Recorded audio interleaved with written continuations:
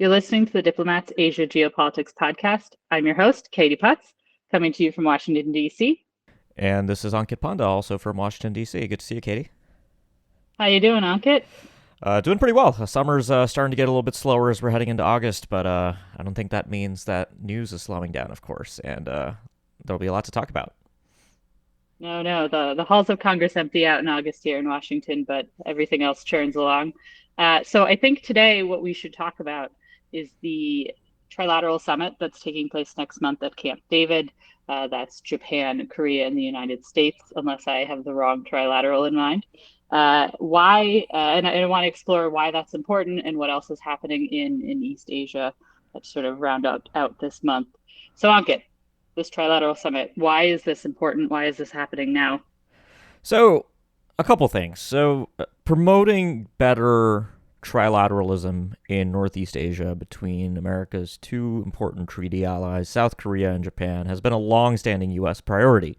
But in practice, I think that's been easier said than done, mostly due to the relatively rocky up and down relationship between Seoul and Tokyo. We can talk a little bit about the disputes, particularly in recent years, that have taken public opinion at Japan towards South Korea and in South Korea towards Japan towards historic lows. Although that has improved a little bit in the last 18 to 24 months or so. So for the U.S., this is sort of a no-brainer when it comes to the Indo-Pacific and the regional security order. You have two liberal democratic allies deeply invested in the regional status quo with a similar set of threat perceptions concerning North Korea and arguably China, although Japan and South Korea certainly prefer to talk about China publicly, at least in different ways.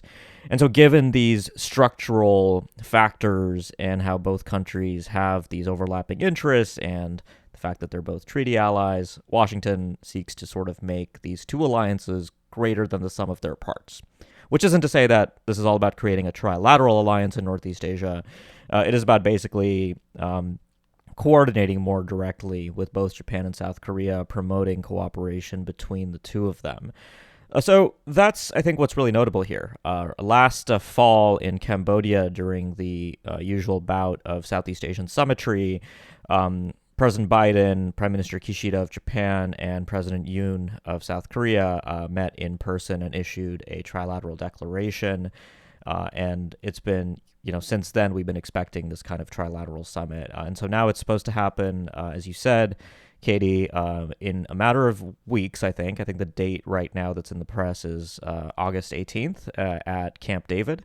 So that's what we're looking forward to, and my guess is that the agenda will be pretty wide-ranging, not just security, but also on regional economic issues as well, given how important that is to both Japan and South Korea.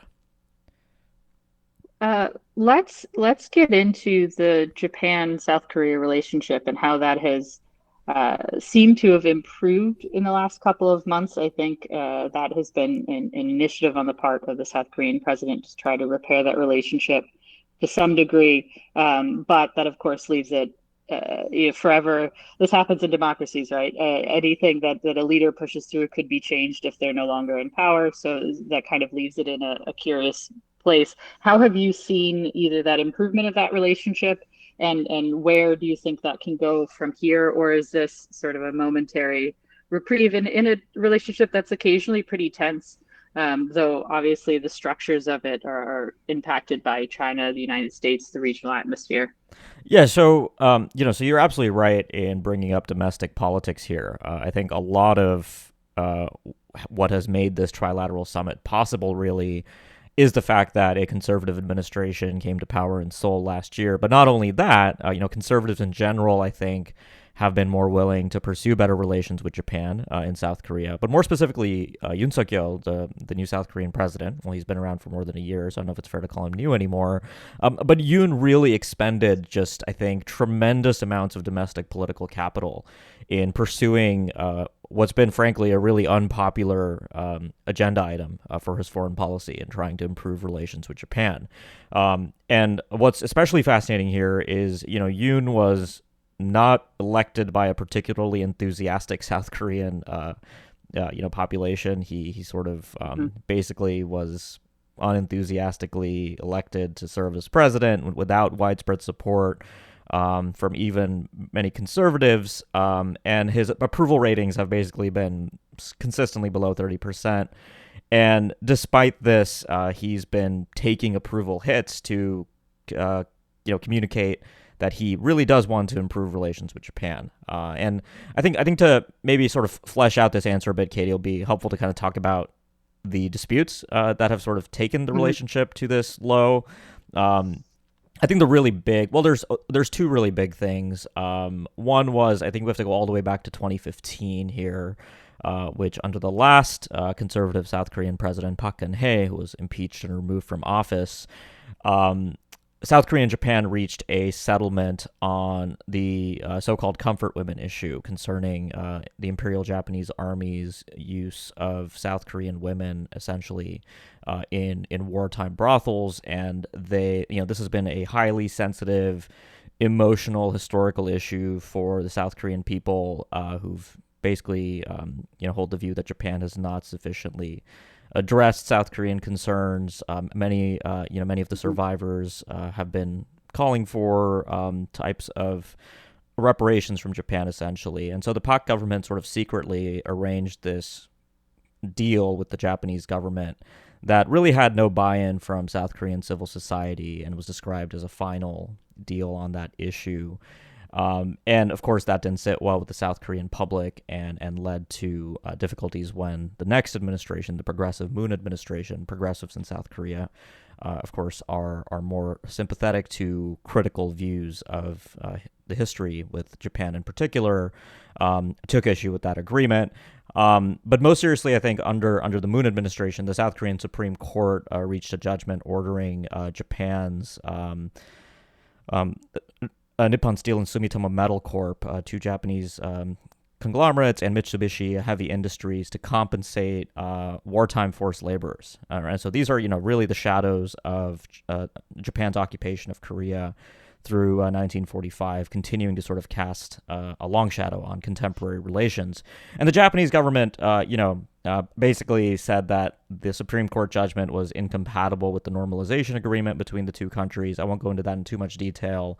Then we've had sort of Japan reacting to that Supreme Court order by unofficially sanctioning South Korea in terms of restricting exports of high-tech material, basically a form of kind of economic coercion. We talk a lot about that in Asia, but I think Japan's response to South Korea there fairly fits into that mold as well. So things got really bad. There was a radar lock-on incident where a South Korean warship sort of locked on a radar on Japanese surveillance aircraft. And this was all under the progressive Moon administration, which had very little interest in pursuing better relations with Japan or trilateralism. And of course, most of Moon's time in office, we had President Trump in the United States, and trilateralism in Northeast Asia wasn't a huge priority for the Trump administration. Now, all of that has sort of changed. We have a Biden administration very interested in restoring American alliances, very interested in promoting trilateralism. Tony Blinken, the current Secretary of State, for instance, when he was Deputy Secretary of State in the Obama administration, was the point person at the State Department for leading the Deputy Foreign Ministers level trilateral consultations between Japan and South Korea. So not only do you have a U.S. government that's very interested in trilateralism, but you have a South Korean president interested in pursuing better relations with Japan. And then finally in Tokyo, since the Ukraine war and Japan's sort of reassessment of its own national security strategy and priorities, I think many sort of liberal Democratic Party elites, I think, reluctantly have come to the conclusion that better relations with South Korea in this new geopolitical environment are helpful for Japan. So that's sort of an overview of, how things have changed. The thing I do worry about, though, Katie, is the lack of public opinion buy-in to what's happening here at the high level, right? So you have this trilateral summit, but the concern that I hear, especially when I go to Seoul and when I talk to sort of Japanese experts and officials, is trilateralism that doesn't necessarily have buy-in at the grassroots is going to be on shaky ground because, as you said, democracies will be subject to, of course, changes in domestic priorities, changes in government, and that could have a blowback effect similar to what happened with the 2015 Comfort Women Agreement. Mm-hmm. And then the sort of final question I have for you on this topic is how does China factor into this trilateral? You mentioned earlier, Japan and South Korea have different approaches to China, but not necessarily. But I think they probably share a lot of the same concerns, and those are shared with Washington as well. So, if you can comment a little bit on the China factor in this trilateral relationship, where does it complicate this trilateral, and where does it sort of keep them all together? Yeah, so look, I mean, when the three leaders met in Cambodia last year, their joint statement is fairly long. It does not mention China by name, but it talks about, the Indo-Pacific Economic Framework, the free and open Indo-Pacific, sort of economic prosperity, technology issues. China is sort of, I think, a strong piece of the subtext there. Um, I think when they meet at Camp David, there certainly will be conversations about China privately. North Korea, I think, will be the public focus of sort Hmm. of what, and this is actually really interesting about the trilateral relationship. When things get bad with North Korea, which is certainly the case right now, it is sort of an accelerant to better trilateral cooperation. And that was sort of what Hmm. was happening in certainly in Obama's first term and early in Obama's second term as well, when the North Korea issue was an accelerant to new types of cooperation. The Japanese and the South Koreans agreed on an intelligence sharing agreement in 2016 amid what was then at the time a pretty intense North Korean missile launching campaign. In 2014, there was a trilateral intelligence sharing agreement. Missile defense exercises also kicked off at the time. So I think North Korea is going to be sort of the public public facing explanation for why these three countries are enhancing their security cooperation. But I think China will be a big part of what will be discussed behind the scenes. I think the U.S. and Japan, I think, are a lot more comfortable about placing China at the center of their broader approach to Hmm. alliance cooperation and just regional security policy. I think you see that in U.S. national security documents, Japan's new national security strategy. South Korea is a little bit different. The Yoon administration released an Indo-Pacific strategy that was fairly kind of mealy-mouthed about issues pertaining to China. There is a lot of distrust of China, especially after the THAAD deployment, the missile defense deployment by the United States that led to unofficial sanctions on South Korean companies and tourists and other parts of the economy. So, despite all of that, though, I think South Korea continues to be rather hesitant to position itself as publicly opposing China, given that South Korea continues to rely economically on China. So that's, I think, how I think about that issue. It is, I think, going to be part of the discussions. What I'm really interested to see is, beyond the Indo-Pacific language and the North Korea stuff, what will the three leaders come up with on kind of regional governance and economic coercion and economic security in particular, because that's been a priority recently in the U.S.-Korea and U.S.-Japan relationships bilaterally. What's also interesting since the Cambodia meeting is Japan's released its new national security strategy and national defense strategy. Yoon was here in Washington in April, as we've talked about recently on the podcast, and we had the historic Washington Declaration. So will the three leaders also announce some kind of new trilateral mechanism on Hmm. coordinating, let's say, extended deterrence or discussing kind of strategic deterrence issues? This has been rumored for a while. I think it is a good idea in the current landscape, and I think there is some demand for it in Seoul and Tokyo. But we'll have to see what actually comes out of the summit.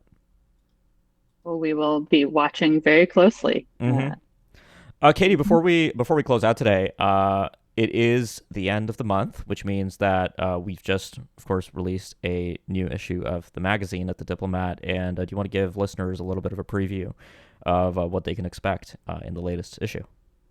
Yeah, absolutely. So we just released the 105th issue of the Diplomat magazine. This issue I have shorthanded in all of my notes as the colonialism issue because the articles at the front of the issue, so the cover story and sort of our big pieces focus on various legacies of colonialism throughout Asia. The cover story focuses actually on Central Asia and sort of really covers and details this wave of interest in reclaiming local identity that we've seen, sort of shedding the legacies of Russian and Soviet colonialism in the region. Super interesting. I think it's something a lot of our readers might not know a whole lot about, and so would be very valuable to them. And then we follow that up with a look at colonial nostalgia in Hong Kong. And then we turn to the South China Sea, a diplomat stalwart. Bill Hayton is going to uncover the imperialist roots of the South China Sea disputes. And then finally, we turn to South Asia's struggles with authoritarianism, kind of reflect on the dark inheritance from the British Raj. And then, of course, the rest of the issue fills in reporting and analysis on topics across Asia. So, very good issue for everyone to check out. Would love for you to read it. Fantastic. That sounds terrific, and I'm really looking forward to digging in. All right. Well, thank you very much to our listeners for tuning in. Please, wherever you get your podcast, leave us a review, recommend us to your friends. And of course, if there's a topic you'd like Ankit and I to cover, please get in touch. Until then, I guess everyone in the Northern Hemisphere, stay cool, and we'll try to do that here.